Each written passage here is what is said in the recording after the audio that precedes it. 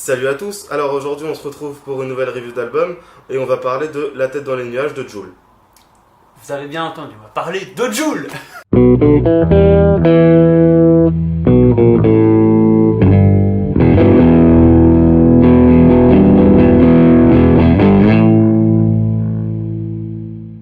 Alors je sais ce que vous allez dire, oui, Jul c'est de la merde, patatita patata, mais c'est sûr que quand on a entendu que Chiquita et Wesh alors, on peut pas avoir un avis totalement objectif sur Jul. Et ce qui est marquant sur cet album, c'est qu'il ne contient aucune chanson commerciale telle que je viens de citer. Au contraire, même j'ai l'impression qu'il est plus mélancolique et d'ailleurs c'est les textes les plus sombres que j'ai préférés sur l'album. Moi. Même l'album reste sûrement un de ses plus sombres. Alors j'ai écouté l'album d'une traite, donc avec toi, pour essayer de dépasser les a priori que j'avais. Bon, j'avais déjà fait ça auparavant, mais j'avais écouté, je crois, Mon Bijou, et ça m'avait pas donné trop d'envie de réécouter le reste. Mais du coup, là, on s'était motivé, et après l'avoir écouté, c'est vrai que je me suis rendu compte que finalement, l'autotune, il était géré différemment, voire mieux. Ben oui, mais ensuite l'autotune c'est qu'un outil, et Jul nous a déjà prouvé par plusieurs fois qu'il sait très bien rapper et chanter sans autotune. Et donc du coup, il est légitime dans son utilisation, c'est pas quelque chose qu'il utilise juste pour se corriger. Contrairement à PNL. D'ailleurs, ça me fait penser à un débat qui est un poil HS, mais qui, je pense quand même, on peut en parler là. Du coup, à la base, l'autotune, ça a été créé pour améliorer le chant, le chant studio des gens qui chantent pas forcément parfaitement bien. Mais ensuite, il y a à peu près une dizaine d'années, les gens ont commencé à utiliser l'autotune pour déranger et faire quelque chose qui est volontairement un petit peu sale, quoi. Et du coup, maintenant que de plus en plus de gens commencent à trouver l'utilisation de l'autotune à peu près correcte, est-ce que justement, il ne faudrait pas passer à autre chose pour déranger, vu que ça dérange plus trop? Du coup, on vous laisse peut-être répondre en commentaire si vous avez un avis dessus. Voilà, on va parler des musiques préférées, donc toi, c'est lesquelles? Je pense que c'est un petit peu les mêmes que toi. Je ne veux pas partir. Comme les gens d'ici et Mauvaise Journée, et aussi un petit peu Le Temps d'avant, qui est comme un super couplet unique. Moi, j'avais entendu ça que chez Orelsan, les couplets uniques, et c'est vrai que même chez Jul, ça rend bien en fait. Mais Jul, il en fait depuis son premier album solo, Winners, que j'adore. Et là, Le Temps d'avant, c'est une chanson assez rétrospective sur sa carrière, et plus particulièrement sa carrière solo. Et comme les gens d'ici, je l'aime bien parce qu'elle me fait penser un petit peu à Brel. Je sais qu'il y a tout un monde entre Brel et Jul, mais si vous l'écoutez, je pense que vous verrez pourquoi. C'est vrai. Et contrairement à ce que a dit Anna, c'est pas le roulement des R. Non. Bon, déjà, moi, j'ai pas trop apprécié les featuring, mais celui qui me dérangeait le plus, en fait, c'était celui avec Marwa Loud. Ben ouais, on va dire, elle chante pas vraiment bien, quoi. Bah, je trouve que ça n'a rien à faire là, en fait, En dans plus, la musique comme sur l'album. Ouais. Bon, par contre, les autres artistes en feat, genre Laura Luciano et tout, eux, ils gèrent. Hein. Ça, c'est pas à discuter, quoi.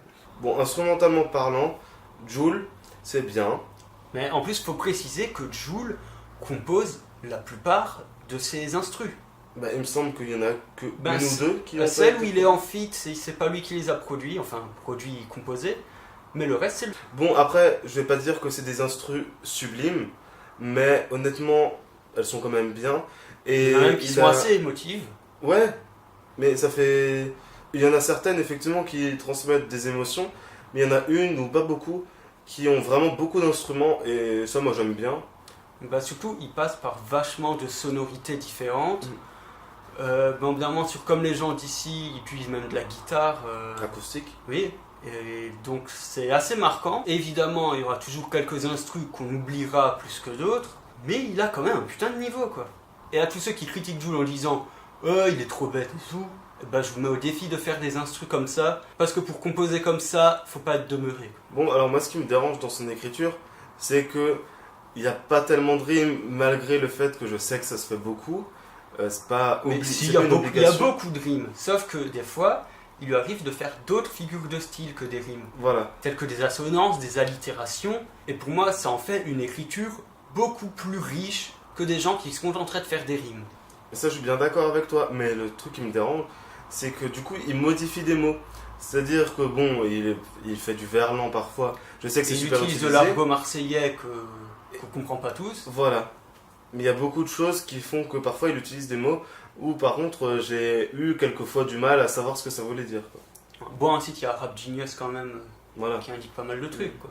Bon, c'est vrai qu'il écrit beaucoup, et pour faire autant d'albums avec autant de paroles, faut quand même avoir un sacré talent, Bon, contrairement à ce que les gens disent. oui, mais aussi il faut savoir que d'autres artistes qui sont souvent produits par d'autres personnes qu'eux-mêmes, donc Jul est autoproduit, mais par exemple, je pense rien qu'à Metallica, quand sur leur avant-dernier album, pour un album qui au final avait genre 10 titres, ils en avaient composé 30, et donc il y en a 20 qui n'ont pas été retenus. Et je pense que Jul, en fait, il garde surtout ces titres-là pour les albums gratuits. Et genre, je sais pas, ça semble normal, j'ai l'impression qu'à part Jul, personne fait ça. Genre, si un autre groupe avait plein de titres qui sortaient pas, pourquoi il les sortirait pas simplement sous une mixtape gratuite, quoi? Plutôt que pas les sortir. Bah, plutôt que pas les sortir, il y en a qui les sortent après leur mort, comme Nirvana. Ou Michael Jackson, Ouais, ou Johnny bientôt. Hein. ou Jimi Hendrix. Ouais. Non, mais ça, c'est Là, pas... c'est dommage qu'il faut attendre la mort de l'artiste pour avoir tout ça. Bon, alors faut aussi savoir qu'il écrit beaucoup de textes. Bah, d'ailleurs, ça se voit au vu de sa discographie. Ben oui, alors, depuis 2014, juste en albums commerciaux, il en a sorti maintenant, c'est son 8e. Et si on compte encore les mixtapes, albums gratuits, etc., il est à 14 albums. Et avec près de 300 titres, quelque chose comme ça. Mais c'est assez impressionnant ce qu'il a fait en moins de 4 ans. C'est pas tout le monde qui ferait ça.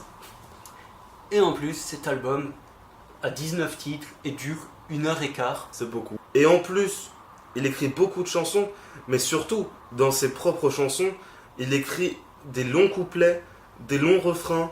Il n'y a pas énormément de répétitions. Donc ça veut dire que tout ce qu'il écrit, c'est unique. Et moi, je trouve ça impressionnant quand même, parce que pour avoir écrit 300 textes, faut avoir des choses à dire, quoi. Et avant de conclure la vidéo, j'aimerais quand même vous rediriger sur 2 excellentes vidéos qui traitent de Jul. Donc déjà celle de In The Panda, enfin il me semble que c'est sur la chaîne Vic, où il montre comment il a fait un best-of de Jul. C'est sur la chaîne Vic. Du coup dans ce best-of, on découvre un autre Jul que le Jul commercial. Donc, ce qui peut être une bonne ouverture si jamais vous connaissez vraiment, comme je l'avais dit tout à l'heure, que Wesh Alors, Chiquita en Y, etc.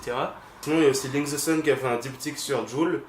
Donc la première vidéo parlait plus de Wesh Alors. En négatif. Voilà. Et la deuxième traitait plus de l'aspect du Entier de personnage. Jul. Non, Voilà. pas du personnage, juste de sa création. Du coup, sur ces vidéos, il y en a une, c'est un peu genre ce que pense la majorité des gens qui aiment pas Jul. Et l'autre, c'est pour que les gens ouvrent les yeux sur ce que fait vraiment Jul. Et qu'il n'y a pas que du noir, bien au contraire.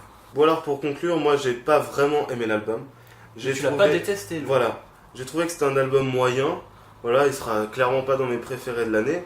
Mais c'était un album qui tient debout. Qui, j'en doute pas, plaira à énormément de gens. Mais pas à tous. Après, oui, j'en ai aimé 3. Ça veut pas dire que je les ai toutes aimées. Mais les 3 que j'ai bien aimées, Elles elles étaient vraiment très bien, quoi. Alors moi je dirais que si vous êtes fan de Jul, vous pouvez acheter l'album sans hésiter. Ensuite, si vraiment vous aimez pas Jul, d'abord écoutez le best-of de In The Panda. Mais je pense même que cet album en particulier pourrait peut-être vous faire un peu apprécier Jul. Je dis pas qu'après vous seriez méga fan de Jul, mais au moins ça permettrait un peu de le comprendre vu qu'il n'est pas rempli de titres extrêmement commerciaux. Dans cet album, j'ai l'impression vraiment d'avoir écouté un autre Jul. Et c'est ça justement qui m'a pas déplu dans l'album, quoi. J'espère qu'avec cette vidéo, en fait, les gens qui aiment pas Jul vont un petit peu l'écouter et lui laisser une chance au-delà de ses titres les plus connus et les plus commerciaux. Même au-delà de ça, pour critiquer quelqu'un, faut le connaître. Donc, pourquoi pas écouter cet album pour pouvoir en parler. Et bien du coup, merci d'avoir regardé la vidéo. Et donc, n'hésitez pas à nous donner votre avis sur cet album en commentaire, ce serait intéressant. Sinon, n'hésitez pas à vous abonner et surtout à partager la vidéo, ça nous aide. Bon, en attendant, on vous dit salut et on se retrouve pour de nouvelles reviews d'albums.